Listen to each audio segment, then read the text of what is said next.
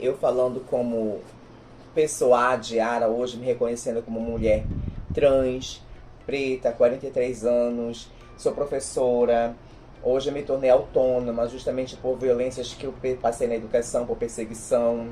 Então hoje, para mim, tendo conhecimento de lei, hoje eu estudo muito, que eu era leiga até um tempo atrás, justamente por isso que eu fui massacrada e violentada os meus direitos, mas hoje eu te respondo com maior empoderamento. Não é fácil, tem muitos entraves, muitos ataques, mas também não é tão difícil. Não é tão difícil porque a partir do momento que você busca interesse de conhecer o projeto de lei, de estudar lei, tá? Tanto a que protege a comunidade, quanto a própria lei da Constituição de 1988, que rege os direitos e prerrogativas que eu tenho direito, independente da minha raça, da minha cor e da minha religião. Então, eu faço disso o meu enfrentamento hoje social. Não admitir mais nenhum tipo de violação, não admitir mais nenhum tipo de ataque e nem opressão.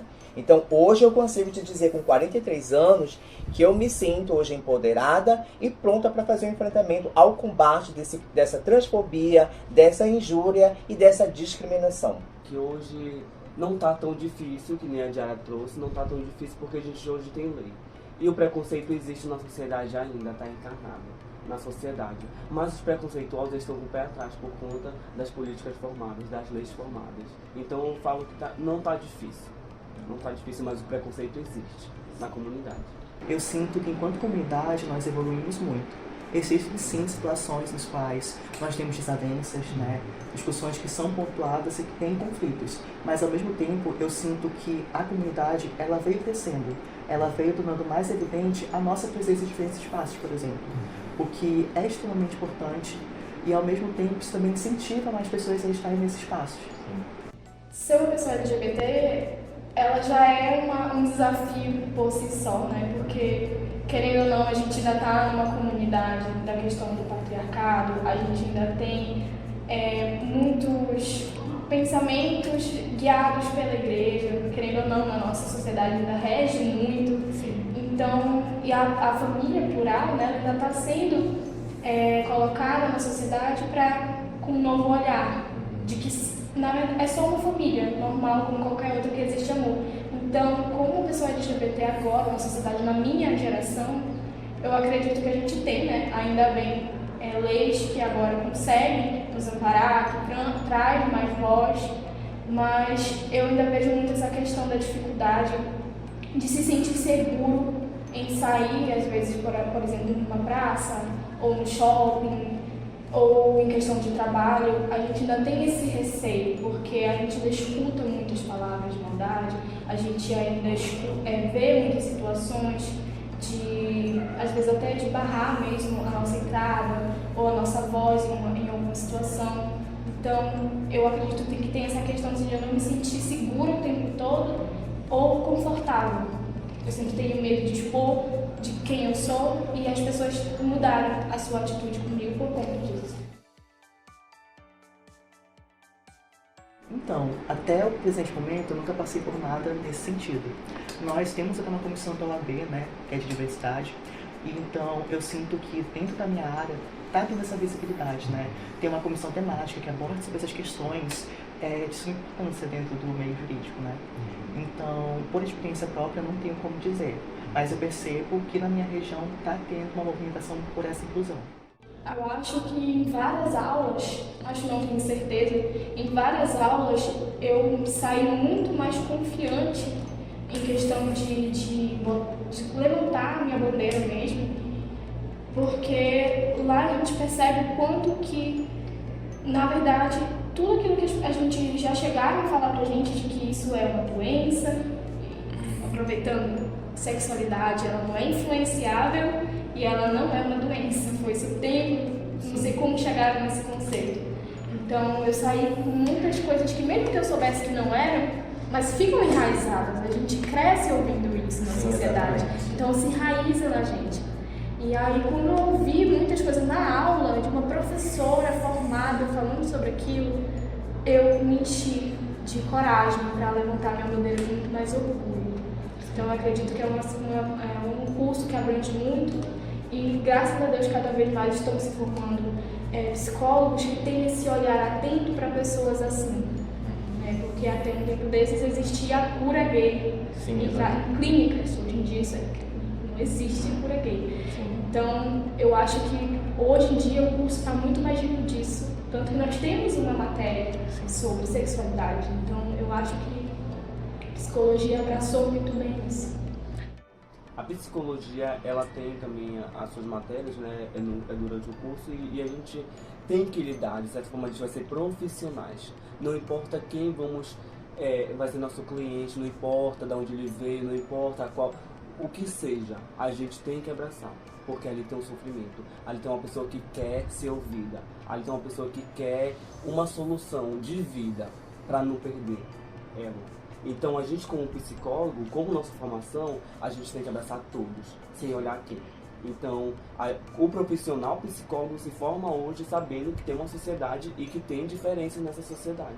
Então a psicologia abrange, a psicologia chega.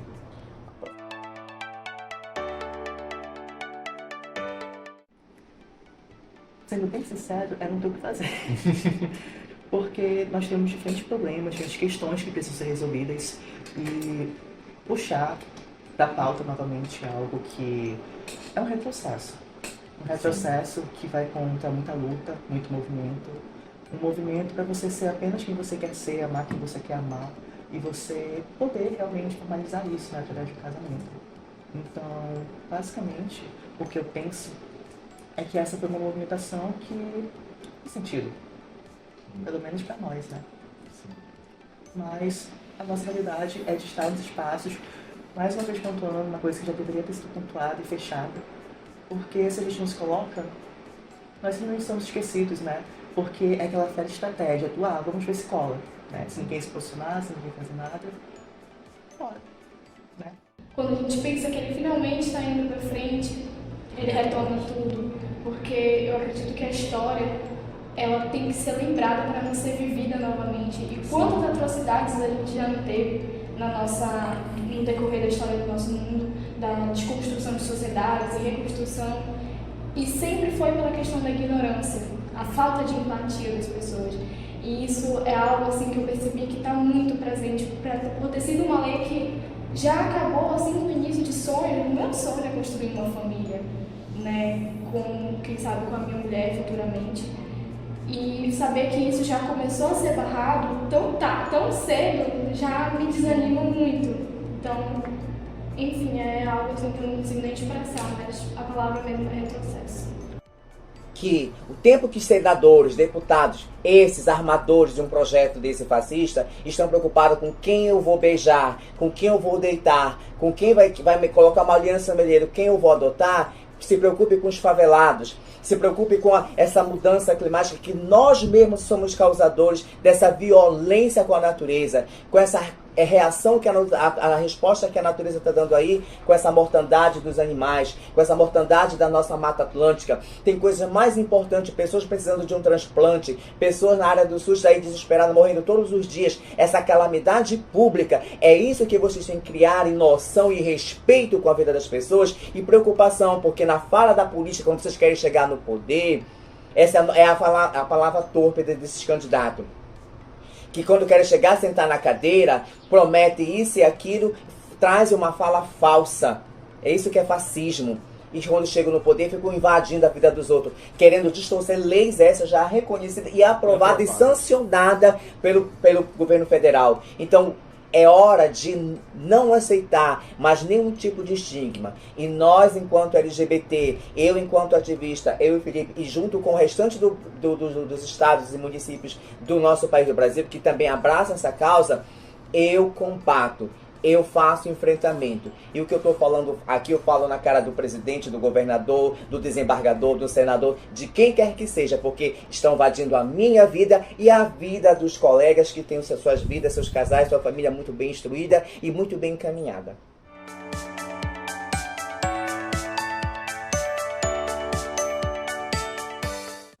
Ao meu ver, assim como diferentes datas comemorativas e reflexivas do nosso país, O mês do orgulho, ele é sim um espaço onde a gente encontra muito marketing, né, muitos produtos e campanhas que são o sentido de vender, realmente, eu percebo isso, mas ao mesmo tempo eu vejo que é um marco muito importante, historicamente falando, né, e é um marco que permite que diferentes movimentações elas sejam realizadas. Por exemplo, dentro da minha universidade, nós temos uma comissão permanente chamada Comissão Permanente de Diversidade Sexual e de Gênero. Através dessa comissão que foi criada, houve toda uma construção para que dentro desse mês fosse feito um festival, né? Um festival não, um seminário mesmo. E foi o primeiro seminário de diversidade sexual e gênero da UFOP. Nesse mesmo período, nós também tivemos uma festividade que foi o Festival da Diversidade da UFOP. Esse festival ele já foi uma organização discente, então os discentes se organizaram, né? E através desse festival, outras questões foram colocadas. Então, com o passar do tempo, nós tivemos a movimentação dos colegas para afrontar o primeiro coletivo LGBT da UFOP. Então, através de todas essas movimentações, né, através da visibilidade que o mês do orgulho deu, nós conseguimos nos organizar de forma mais coerente. Então, eu vejo que o mês do orgulho, ele tem sim um caráter reflexivo, ele tem sim um caráter de movimento, né, de possibilitar que tenha um evidenciamento dessas questões e que os colegas também possam se encontrar, né. Você ter um espaço que te propicie se encontrar, se reconhecer e também conhecer pessoas nas quais você se vê é muito importante. Muitas empresas realmente apoiam a causa, a gente vê, né, em questão da própria contratação de pessoas LGBT, que muitas empresas ainda têm esse preconceito consciente e inconsciente, e evitam contratar pessoas LGBT, então, e fora as propagandas.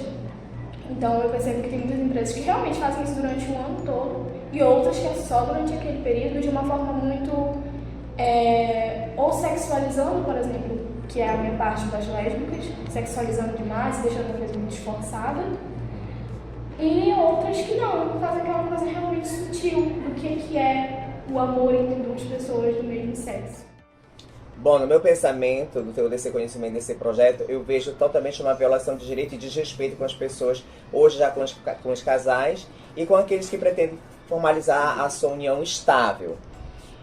É uma ignorância, é uma falta de respeito e é um despautério totalmente descarado, maculado de tradicionalismo, de moralismo fajuta.